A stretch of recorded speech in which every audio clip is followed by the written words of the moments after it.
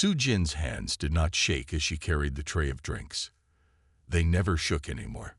5 years ago, they might have trembled while she gave orders that brought down a government. Now, they stayed steady as she served drinks to aliens who thought humans were less than them. "Your beverages, honored guests," she said, bowing her head low. The 4 aristocrats at the table barely looked at her. Their skin shimmered with expensive cosmetic enhancements, and their clothes cost more than she would make in 10 years. "About time," one of them muttered. His name was Lord Kell, and his species had 3 eyes that blinked at different times. Su Jin placed each drink down carefully. The restaurant, the Stellar Crown, sat at the top of the tallest building in the Galactic Confederacy's capital city. Through the windows, you could see ships coming and going, their lights like stars moving across the night sky. 5 years ago, Su Jin had commanded fleets like those, not under her real name, of course. Back then, everyone called her the Silencer. She had led the rebellion that destroyed the Taxon Empire, a cruel regime that had enslaved dozens of worlds, including Earth. Now she was just another human server in a fancy restaurant, invisible to the powerful. And that was exactly how she wanted it. "Did you hear about the human protests on Nexus IV?" asked Lady Zira, a tall aristocrat with silver skin. "They think they deserve voting rights now." She laughed, and the others joined in. Su Jin kept her face blank as she finished setting down the drinks. These people had no idea that the quiet server beside them had once written speeches that inspired millions to fight. They didn't know her strategies had outsmarted Taxon generals. They couldn't see the nightmares that still woke her up screaming, full of memories of battles and friends who died following her plans. "Humans should be grateful we allow them in the Confederacy at all," said the 3rd aristocrat, whose name Su Jin didn't know. She bowed again and walked away, moving between the tables with practiced ease. The restaurant was busy tonight. Important people from all over the galaxy had come to celebrate the anniversary of the Confederacy's founding. Ironic, since many of them had supported the Taxons until it became clear they would lose. "You okay?" Ji-Ho asked when Su Jin entered the kitchen. Ji-Ho was her roommate, and the only friend she had made since disappearing from public life. Short, with bright eyes and a quick smile, Ji-Ho worked as a mechanic during the day and had no idea who Su Jin really was. "I'm fine," Su Jin said, picking up another tray. "Just tired." "Those blue drinks are for table 12, the chef called out. Su Jin nodded and headed back into the dining room. As she walked, she caught snippets of conversations, business deals, political gossip, complaints about servants. Once she had listened to such talk for information she could use against the Taxons. Now she just let it wash over her. Her small apartment waited for her after her shift. Her books, her quiet life, the peace she had fought so hard to find. Later that night, Su Jin stood on the small balcony of her apartment, looking at the city lights. Ji-Ho was already asleep in her room. Their apartment was tiny, tucked into a forgotten corner of the city, but the view reminded Su Jin of watching battle formations from her command ship. She touched the small scar on her wrist, a reminder of the day she had decided to disappear. The day she realized that even after winning, nothing had really changed. The Taxons were gone, but the same kind of people still held power. People who thought humans were less than them. "It's not my fight anymore," she whispered to herself, like she did every night. But even as she said it, she wondered if she was lying. The Stellar Crown was hosting a special event. Diplomats from 27 worlds gathered to discuss new trade agreements. Su Jin had been working for 12 hours straight, her feet aching in her black shoes. "Table 9 needs more drinks," her manager said, not looking up from his screen. "Important guests. Don't mess up." Su Jin nodded and headed to the bar.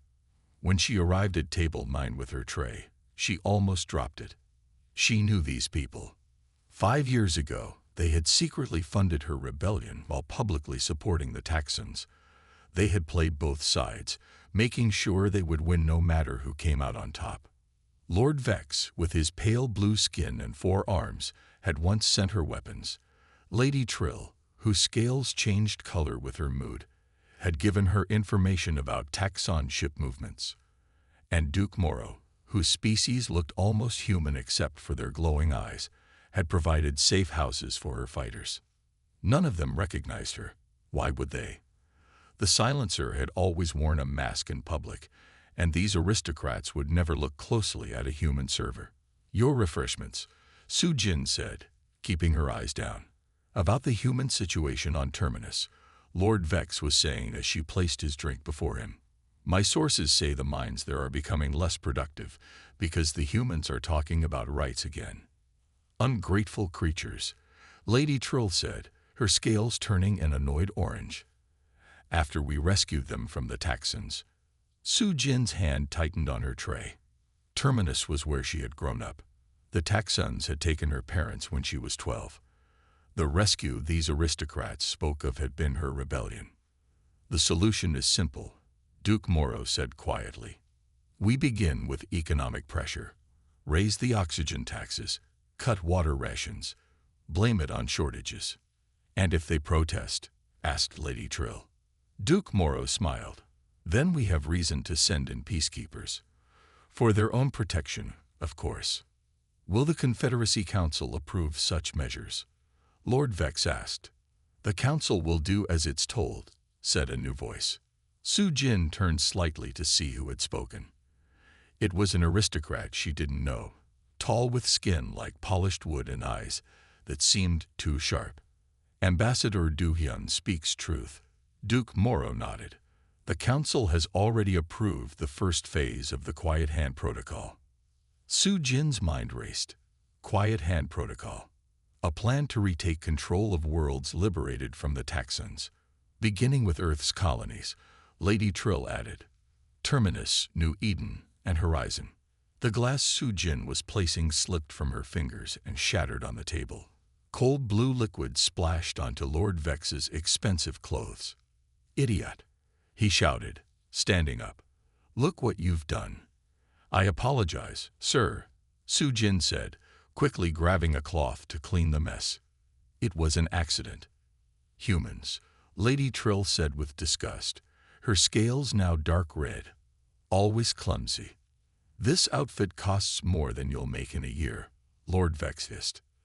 "The restaurant will pay for cleaning," Su Jin said, keeping her voice even. "Please accept my deepest apologies." As she cleaned, the aristocrats continued talking as if she weren't there. They discussed how they would slowly take back everything the rebellion had won. They laughed about how humans thought they were free. Only the one called Du Hyun watched her with curious eyes. Later, after her shift ended, Su Jin stood in the staff bathroom, staring at her reflection. Her dark hair was pulled back in a simple style. Her face showed nothing of the fire that had once made thousands follow her into battle. "They're going to take everything back," she whispered to herself. "Everything we fought for. Everything we died for." She thought of the people on Terminus, on New Eden, on Horizon. People who believed they were free because of her. Her comm unit buzzed. A message from an address she hadn't seen in 5 years. "They're moving again. We need the silencer. Tai Young, her old second-in-command." He had found her. Su Jin closed her eyes. She had promised herself, no more war, no more death, no more responsibility. But the aristocrat's words echoed in her mind. Her hands did not shake as she typed her reply. Rain fell on the old industrial district as Su Jin walked between abandoned factories. Her hood was pulled low over her face. 5 years ago, she would have brought guards. Now she walked alone. The meeting place was an old repair shop. A sign on the door said closed, but Su Jin knew better. She knocked 3 times, paused, then twice more. The door opened. A man with tired eyes and a scar across his chin looked out at her. "Tai Young," she said. He stepped back to let her in. The shop was dark except for a single light over a desk covered with screens and datapads. "It's good to see you, Silencer," Tai Young said. Don't call me that, Su Jin replied. That person is gone. Tai Young shrugged. Is she? You came when I called. Su Jin took off her wet coat. I came to tell you I'm not getting involved again. I'm done with fighting. Even while they take back everything we won. Tai Young tapped one of his screens. It showed maps of human colonies. Red dots marked places where new laws had been passed. Laws that made life harder for humans. I heard them talking about a quiet hand protocol. Su Jin said. Tai Young nodded. It's real. I've been collecting data for months. He brought up more screens. They're smart this time.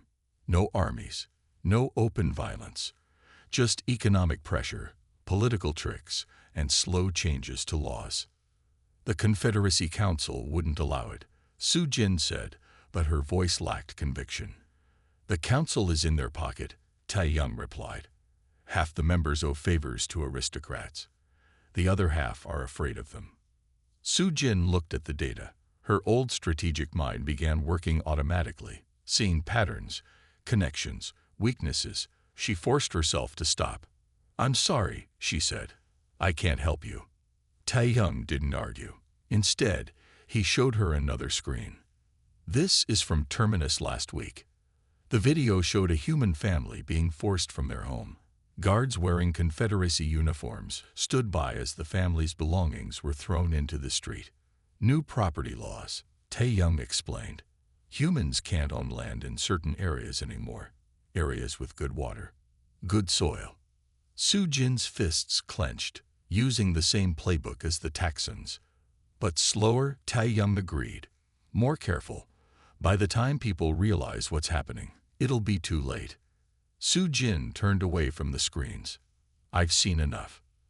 You know why I contacted you? Tai Young asked. Because you see things others don't. Patterns, opportunities. You don't just see what is happening. You see what will happen next. And look where that got us, Su Jin said bitterly. Thousands dead. And for what? For the aristocrats to take control instead of the Texans. We made mistakes, Tai Young admitted. We trusted the wrong people. But we helped millions. Terminus was free for 5 years because of you. And now? Now we're smarter, Tai Young said. No armies this time. No violence. We fight their way. With information, with politics, with careful planning. Su Jin walked to the window and looked out at the rain. I have a life now, Tai Young. A simple job. A home. You have a hiding place, he corrected. Not a life. She didn't answer. You don't have to be the silencer again, Tai Young said quietly. But your people need you. Your mind. Your vision. Another screen showed children in a school on Terminus. Human children learning with outdated equipment, while alien children had the newest technology. Just take a look at what we have, Tai Young said. Tell me what you see. That's all I ask. Su Jin closed her eyes. She saw the aristocrats at their table, laughing about human rights. She heard their plans to take back everything, step by step. One look, she said finally. Then I'm going home. Tai Young smiled slightly. Of course. They both knew she was lying. You're back late, Jaiho said when Su Jin entered their apartment. She was sitting on the couch, fixing a small drone with careful hands. Extra shift, Su Jin lied, taking off her wet shoes. In the rain. Jaiho raised an eyebrow. You're soaked. Su Jin hesitated. She had never shared her real past with Jaiho. It was safer that way. But now she needed help, and Jaiho had skills that could be useful. Jaiho, she said slowly, what if I told you I'm not who you think I am? Jaiho put down her tools. I'd say that sounds interesting. 2 hours later, Jaiho stared at Su Jin with wide eyes. You're the silencer, the actual silencer. I was, Su Jin corrected, not anymore. But you led the rebellion. You freed Earth's colonies. Jaiho was practically bouncing on the couch. My older brother fought in your army. He has your symbol tattooed on his arm. Su Jin winced. Please keep your voice down. Sorry, Jaiho whispered. It's just, wow. I'm roommates with a legend. A legend who needs your help, Su-jin said. You're the best tech person I know. Jai-ho's eyes lit up. You need me to hack something. I need to listen to private conversations at the Stellar Crown. The aristocrats planning the Quiet Hand Protocol meet there regularly. Jai-ho thought for a moment. I can build micro-listening devices. They'd look like dust. You could drop them on their table. Can you track their comm signals too? Easy, Jai-ho said. But what's the plan after we get information? Su-jin shook her head. I'm still figuring that out. The next day, Su-jin returned to work with 5 tiny devices hidden in her pocket. Each one was smaller than a grain of rice, nearly invisible. Table 12 needs water, her manager said. Su-jin nodded and prepared a tray. Table 12 had 4 aristocrats today, including Duke Moro and the one called Do-hyun. As she poured water, she carefully dropped 2 listening devices on the table, and one on Do-hyun's collar when she leaned past him. More human protests on horizon, Duke Moro was saying. The price increases are working as planned. Too slowly, said another aristocrat. We should move to phase 2 immediately. Patience, Do-hyun said, his voice calm. Rush this, and people will see the pattern. Who cares if they see it? Duke Moro laughed. By the time they organize any resistance, it will be too late. Su-jin moved to other tables, serving drinks, picking up dishes, all while listening through a small earpiece Jai-ho had made. For 3 hours, she gathered information, dropping the remaining devices at other important tables. Then she noticed Do-hyun watching her. His eyes followed her around the room. When she approached his table again, he spoke directly to her. You're very efficient, he said. What's your name? Su-jin, sir, she answered, surprised to be addressed. Su-jin, he repeated. You work here every day? Yes, sir. Interesting. He smiled slightly. You remind me of someone. Su-jin's heart raced. Did he recognize her? Impossible. The silencer had always worn a mask. Just a human server, sir, she said, bowing her head. Of course, Do-hyun said, but his eyes said something different. After her shift, Su-jin hurried home. Ji-ho had turned their small living room into a tech center, with screens showing audio waves and location data. It's working, Ji-ho said excitedly. I'm getting everything. Any mention of next steps in their plan? Su-jin asked. They're meeting tomorrow at the central tower to finalize phase 2, Jai-ho said. Something about changing education systems on human worlds. Su-jin nodded. Taking control of what children learn. Classic strategy. Jai-ho looked at her with admiration. You really do see the patterns, don't you? Too clearly, sometimes, Su-jin admitted. But there's something else bothering me. The aristocrat named Do-hyun. He was watching me today. Think he suspects something. Su-jin frowned. I don't know. But I need to be careful around him. What she didn't say was that Do-hyun seemed different from the others. Less cruel, more thoughtful. Almost like he wanted her to hear their plans. 3 days later, Su-jin sat in Tae-young's shop with 3 new people. The room was dim, lit only by blue screens showing maps and data. This is Han, Tae-young said, pointing to a tall man with sharp eyes. He works for the Galaxy News Network. Officially, he reports on entertainment. Unofficially, he looks for bigger stories. Han nodded to Su-jin. The silencer. It's an honor. And this is Min, Tae-young continued. A small woman with round glasses looked up from her datapad. She works as a clerk in the Confederacy Records office. I can access most official documents, Min said quietly. Security level 3 and below. And finally, Yeon, a muscular woman with a scar across her neck, gave a short bow. Former soldier. Now works in private security for rich people. I guard the same aristocrats who think I'm less than them, Yeon said with a hard smile. They talk freely in front of guards, as if we can't hear or think. Su-jin looked at them all. A small group, not an army. That was good. Armies left blood trails. This isn't a rebellion, she said clearly. No violence. No grand speeches. No martyrs. We're going to fight them their way with information and careful moves.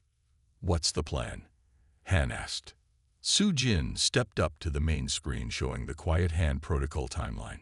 Based on what we've learned, they have a three-phase plan. First, economic pressure, raising prices, cutting resources. Second, educational control, changing what children learn, especially about history. Third, security concerns, bringing in their own forces for protection. Classic colonization strategy, Yun noted. Yes, Su Jin agreed. But there's a weakness. The whole plan depends on people not seeing the pattern. If enough people realize what's happening, public opinion will turn against them. So we expose them? Han asked. Not directly, Su Jin said. That would just get ignored as human propaganda. Instead, we need to release small pieces of information from different sources. Make people see the pattern themselves. She outlined her plan. Min would find official documents. Jeho would continue gathering conversations. Yun would report on security preparations.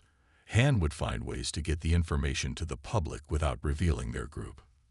It's not as dramatic as blowing up a Taxon warship, Taeyong said with a small smile. Drama gets people killed, Su Jin replied. I've had enough of that. As they discussed details, the door opened. Everyone froze. Do Hyun stepped in. Lun immediately moved to block him, her hand going to her hidden weapon. Wait, Su Jin said. She looked at Do Hyun. How did you find this place? I followed you, he said simply. Not difficult when you're looking for someone specific. Who are you really? Taeyong demanded. Do Hyun kept his eyes on Su Jin. Someone who recognizes the silencer, even without her mask. The room went silent. I know you've been listening to our meetings, Do Hyun continued. I noticed the devices. Very clever. And now you're here to stop us? Su Jin asked. Do Hyun shook his head. I'm here to help you. No one believed him. Su Jin could see the doubt on everyone's faces. Why would an aristocrat help humans? Han asked. Because I'm half human, Do Hyun said. My mother was from Earth. She died in a Taxon labor camp. Su Jin studied his face. His features were mostly alien, but now that he mentioned it, she could see subtle human characteristics. My father raised me as full aristocrat, Do Hyun explained. No one knows my heritage, but I haven't forgotten my mother or her people. Prove it, Yun said.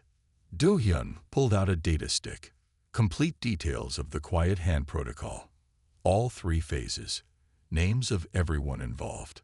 Su Jin took it, still suspicious. Why should we trust you? You shouldn't, Do Hyun said.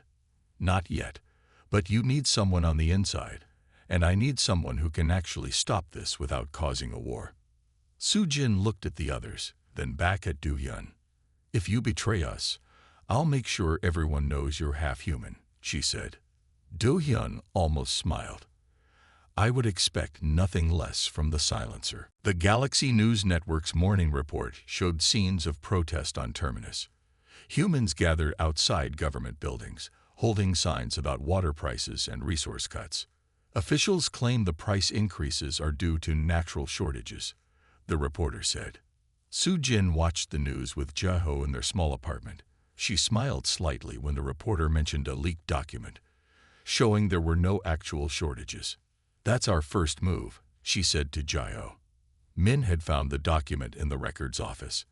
Han had passed it to his contacts in the news. No one knew where it came from. No one could trace it back to them. Will it be enough? Jeho asked. Not alone, Su Jin said, but it's a start. At the Stellar Crown that evening, Su Jin served drinks to a table of angry aristocrats. Someone leaked the supply reports. Duke Moro hissed. Now people are asking questions. It's a minor setback, Lady Trill said. They can't prove anything. We should move faster, Lord Vex suggested. Begin Phase 2 immediately. Su Jin kept her face blank as she poured their drinks. Through her earpiece, Jai-ho was recording everything. Do-hyun, what do you think? Duke Moro asked. Do-hyun, sitting at the end of the table, seemed thoughtful. Moving faster may cause mistakes, but waiting gives opponents time to organize. His eyes flicked briefly to Su Jin as she passed. Who could be organizing?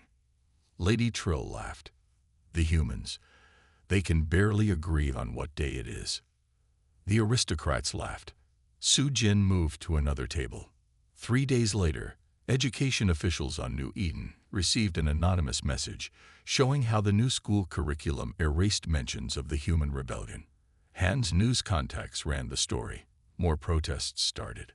A week after that, security contracts for peacekeeping forces appeared on public message boards. No one knew who posted them. The contracts showed plans to replace local human police with Confederacy forces on all 3 colony worlds. Each leak seemed to come from a different source. None could be traced back to Su Jin's group. They're getting nervous, Do-hyun told Su Jin during a secret meeting in the city park. Duke Moro is convinced there's a traitor in their group. Are they suspecting you? Su Jin asked. Not yet. They're too proud to imagine one of their own would help humans. The next day, aristocrats from across the galaxy gathered at the Stellar Crown for an emergency meeting. Su Jin served their table, catching every word through Jai-ho's devices. This is getting out of control, Duke Moro said. Someone is targeting our operations specifically. The pattern of leaks suggests inside knowledge, Lord Vex noted. Could it be? Lady Trill lowered her voice, the silencer. There are rumors she's returned. Su Jin nearly dropped her tray. She steadied herself. Impossible. Duke Moro dismissed the idea. The silencer disappeared years ago, probably dead. Besides, Lord Vex added, this isn't her style. She led armies. These are just information leaks. Nevertheless, Lady Trill insisted, someone is working against us. We need to find the source. Do-hyun spoke up. The information broker, Tae-young. He has connections to former rebellion members and access to many networks. Su Jin's blood ran cold. Was Do-hyun betraying them after all? We should bring him in for questioning, Do-hyun continued. Quietly, of course. The aristocrats nodded in agreement. Later, when Su Jin confronted Do-hyun in a quiet corner of the restaurant, he shook his head. They were already investigating him. I had to give them something, or they would have suspected me. You put Tae-young in danger, Su Jin accused. I warned him immediately, Do-hyun countered.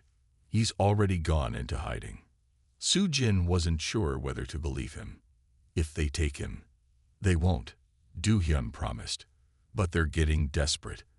That means they'll make mistakes. Su Jin nodded slowly. And mistakes give us opportunities. That night, as she checked the new information on her screens, she realized their small strikes were working. The aristocrats were panicking, rushing their plans, exposing their intentions. But she also knew they would strike back soon, and their target would be Tae-young. They've taken Tae-young. Yun's voice came through Su Jin's comm unit. At 3 a.m., Confederacy security forces arrested him an hour ago. Su Jin sat up in bed, fully awake. Where are they holding him? Central Detention Facility, High Security Section. Su Jin's mind raced. The Central Detention Facility was the most secure prison in the capital. No one had ever escaped from it. Charge, she asked. Treason against the Confederacy, Yun replied. They're saying he planned attacks on government buildings. That's a death sentence, Su Jin said, her voice tight. Trial is set for tomorrow morning. Fast track. They don't want publicity. After ending the call, Su Jin stared at the wall. Tae-young had been with her from the beginning of the rebellion. He had saved her life 3 times. She couldn't let him die. She woke Jai-ho, then called Min, Han, and Eun to meet at their apartment. Do-hyun couldn't come. He was at an aristocrat gathering and couldn't leave without raising suspicion. We need to break Tai Young out, Su Jin told the group once they were all there. Break into central detention. Han looked shocked. That's impossible. Nothing is impossible, Su Jin said. The others noticed a change in her voice, her posture. The quiet server was gone. The silencer had returned. I need floor plans, she told Min. Security rotations, she said to Yun. And media coverage, she added to Han. What can I do? Jeho asked eagerly. Hack their security feeds, Su Jin said. By morning, I want eyes inside that prison. They worked through the night. By dawn, Su Jin had a plan. No weapons, she told them. No violence unless absolutely necessary to protect lives. How do we get in without weapons? Yun asked. Su Jin smiled. We don't break in. They let us in. The plan was elegant in its simplicity. Han would create a media story about Tai Young's arrest, drawing protesters to the prison. Min, using her Confederacy credentials, would enter as part of an inspection team. Jeho would manipulate the security system remotely. Yun, wearing a guard uniform provided by her security company contacts, would move through the facility freely. And Su Jin, she would be invisible, a simple cleaning worker, the kind no one ever noticed. Perfect timing is essential, she told them. One mistake, and we all end up in cells beside Tai Young. At 10 a.m., Han's news story broke. By 11, protesters gathered outside the prison. At 11:30, Min entered with the inspection team, carrying hidden communication devices. At 11:45, Jeho triggered a small fire alarm in the West Wing, drawing guards away from the high-security section. At noon, as most staff went to lunch, Su Jin entered through the service entrance, pushing a cleaning cart. No one questioned her. No one even looked at her face. She moved through corridors, following the map in her mind. When she reached a locked door, she waited. Right on time, Un appeared with a security pass. 2 minutes, Un whispered as she opened the door. Su Jin slipped through, now in the high-security area. Jeho's voice came through her hidden earpiece, security cameras on loop. You're invisible. Tai Young's cell was at the end of the hall. The lock was electronic. Min had provided the override code. When the door opened, Tai Young looked up in surprise. Silencer. Time to go, Su Jin said, handing him a maintenance uniform from her cart. They moved quickly but calmly back through the facility. No running. No suspicious behavior. Just workers doing their jobs. When an unexpected guard appeared, Yum distracted him with questions about schedule changes. When a security scan blocked their path, Min's inspection team created a diversion. 1 hour after Su Jin entered the prison, she and Tai Young walked out through the service exit, unnoticed and unchallenged. No alarms. Jeho reported from her position outside. No pursuit. By the time the prison discovered Tai Young was missing, he was hidden in a safe house across the city. The news reported a mysterious disappearance, but had no explanation for how it happened. No violence, no casualties, no traces, Tai Young said as they regrouped that evening. You've changed your methods, silencer. I told you, Su Jin replied. No more martyrs. But rumors spread quickly through the city. The silencer had returned, they said, and she was more dangerous than ever. The stellar crown glittered with extra lights. Today was the grand celebration of human Confederacy unity, a fancy name for what Su Jin knew was actually the final phase of the Quiet Hand Protocol.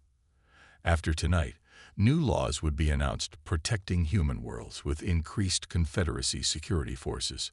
All servers must wear special uniforms tonight, the manager told the staff, handing out shimmering silver clothes. Many important guests will attend. No mistakes. Su Jin nodded, taking her uniform. Tonight was their final chance to stop the aristocrats' plan. Are you ready? Jeho asked through the earpiece hidden in Su Jin's ear. Yes, Su Jin replied quietly. Everyone in position. Han is with the media team. Min is in the records office, ready to release all documents. Yun is working security at the main door. Tae-young is monitoring everything from the safe house. And Do-hyun, already inside with the other aristocrats. He placed the devices as planned. Soo-jin took a deep breath. Tonight would change everything. The celebration was massive. Over 200 aristocrats from across the galaxy filled the restaurant. They wore expensive clothes and jewels that cost more than most humans would earn in a lifetime. As Soo-jin served drinks, she noticed Duke Moro and Lord Vex sitting at the main table with Lady Trill. They looked pleased with themselves. By tomorrow, all 3 human worlds will be under our direct control, Duke Moro said quietly. The council vote is guaranteed. Soo-jin moved between tables, carefully listening to conversations, gathering final pieces of information. From her earpiece, Jia-ho kept her updated on the others' positions. Then she saw him, an elderly aristocrat with gray skin and 6 fingers on each hand. Governor Krell. He had been a high commander in the Taxon forces during the rebellion, one of the few who had actually seen the silencer's face during a failed peace negotiation. Soo-jin turned away quickly, but it was too late. Governor Krell was staring at her, his eyes narrowed in concentration. "You," he said suddenly, his voice cutting through the noise. "Server, come here." Soo-jin approached his table, keeping her eyes down. "Yes, sir." "Look at me," he ordered. She raised her eyes slowly, meeting his gaze. Governor Krell's face changed. First confusion, then shock, then fear. "It can't be," he whispered. Around him, other aristocrats looked over curiously. "What is it, Krell?" Duke Moro asked from the next table. "The server," Governor Krell said, his voice rising. "It's her, the silencer." The room went silent. All eyes turned to Soo-jin. She stood straight, no longer pretending to be just a server. The moment she had avoided for 5 years had finally come. "This human," Lady Trill laughed. "She's been serving our drinks for months." "I know her face," Governor Krell insisted. "I saw her during the rebellion. This is the human who destroyed the Taxon fleet at Horizon." More aristocrats gathered around, staring at Soo-jin with disbelief and growing fear. "Is this true?" Duke Moro demanded. Before Soo-jin could answer, Do-hyun stepped forward. "It is true," he said clearly. Gasps filled the room. Duke Moro looked betrayed. "Do-hyun, you knew this?" "I did," Do-hyun replied. "Just as I know about the Quiet Hand Protocol. Just as I know you plan to enslave human worlds again." "Traitor," Lord Vex hissed. "No," Do-hyun said. "I'm simply on the right side of history." He moved to stand beside Soo-jin. At that moment, the large screens around the room that had been showing celebratory images suddenly changed. Now they displayed official documents, the complete Quiet Hand Protocol, with names, dates, and detailed plans to retake control of human worlds. Han's voice came through the screens. "Breaking news. Confederacy officials caught in plot against human colonies." The aristocrats stared in horror as their secret plans were broadcast to the entire galaxy. "What have you done?" Duke Moro whispered, looking at Soo-jin. She answered simply, "I served you." In more ways than one. Across the city, Min released all the documents to official channels. In the media center, Han ensured the story couldn't be buried. At the doors, Eun made sure no aristocrat could leave before the news spread. The aristocrats who had mocked humans for months now stared at Soo-jin with new understanding. The quiet server they had barely noticed had just brought down their plans without firing a single shot. 3 months after the night at the Stellar Crown, Soo-jin stood at the window of her new office. Below, the city stretched out, still beautiful, but now different. Signs in human languages appeared alongside alien script. Human police officers walked beside Confederacy security. Small changes, but important ones. "The last of the aristocrats have been removed from the council," Tae-young said, looking at a datapad. "Duke Moro and Lord Vex will face trial next month for conspiracy against free worlds." And Lady Trill? Su Jin asked. Fled to the outer systems, Tae-young replied. But with her assets frozen, she won't have much influence. Su Jin nodded. After their plans were exposed, the aristocrats behind the Quiet Hand Protocol had quickly lost power. The Confederacy Council, facing public outrage, had voted for sweeping reforms to protect human worlds and other recently liberated planets. They've offered you a council seat again, Tae-young noted. Third time this month. And I'll say no again, Su Jin replied. I'm not interested in political power. Instead, Su Jin had used her newfound influence to establish the Interworld Diplomatic Academy.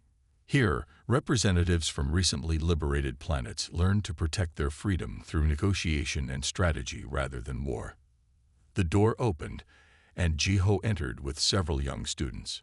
Your 10 o'clock class is ready, she said with a smile. Jiho now ran the Academy's technology department, teaching students how information could be more powerful than weapons. Thank you, Su Jin said, gathering her teaching materials. The classroom was filled with 30 students from 15 different worlds. Humans sat beside aliens who, just months earlier, might have looked down on them. Today we'll discuss indirect influence. Su Jin began. Often, the most effective power is the kind that isn't seen until it's already worked. At the back of the class, Do Hyun watched with interest. After the exposure of the Quiet Hand Protocol, he had publicly revealed his human heritage. Some aristocrats now called him traitor, but many younger aliens respected his choice to stand with Su Jin. I've brought a special guest, Su Jin continued. Han from the Galaxy News Network will explain how media shapes public opinion. Han stepped forward, no longer just reporting on entertainment. His coverage of the aristocrats' conspiracy had made him one of the most respected journalists in the Confederacy. After class, Su Jin met with Do Hyun in her office. 5 more aristocrat families want to send their children to the academy, he told her. They say they want the next generation to understand human perspectives. Will they learn? Su Jin asked. Some will, Do Hyun replied. That's how change happens, slowly, one mind at a time. That evening, Su Jin visited the small memorial she had built in the academy garden. It listed the names of those who had died in the rebellion against the Taxons. So many names. Too many. No more martyrs, she whispered to herself. Min joined her, carrying fresh data. The new education systems are being implemented on all 3 human worlds, she reported. Children will learn the true history of the rebellion and the security situation. Su Jin asked. Elin says the joint Human Confederacy patrols are working well, Min replied. No incidents in the last month. Su Jin nodded, satisfied. This was what real victory looked like. Not destruction, but construction. Not revenge, but reform. As she walked home that night, Su Jin passed the Stellar Crown. The restaurant had new ownership now and served people of all species equally. Inside, she could see humans and aliens dining together, talking, sometimes even laughing. She smiled slightly, remembering how the aristocrats had once mocked humans while she served their drinks. They never imagined that the quiet server in the corner would be their downfall. The silencer had once brought down the Taxon Empire with strategies that led to war. But Su Jin had brought down the aristocrats' plans with something more powerful. The truth, revealed at exactly the right moment. As she continued her walk home, Su Jin thought about tomorrow's lesson for her students. She would teach them what had taken her years to learn. True power rests with those everyone else underestimates, and the quietest voice in the room can sometimes change the universe.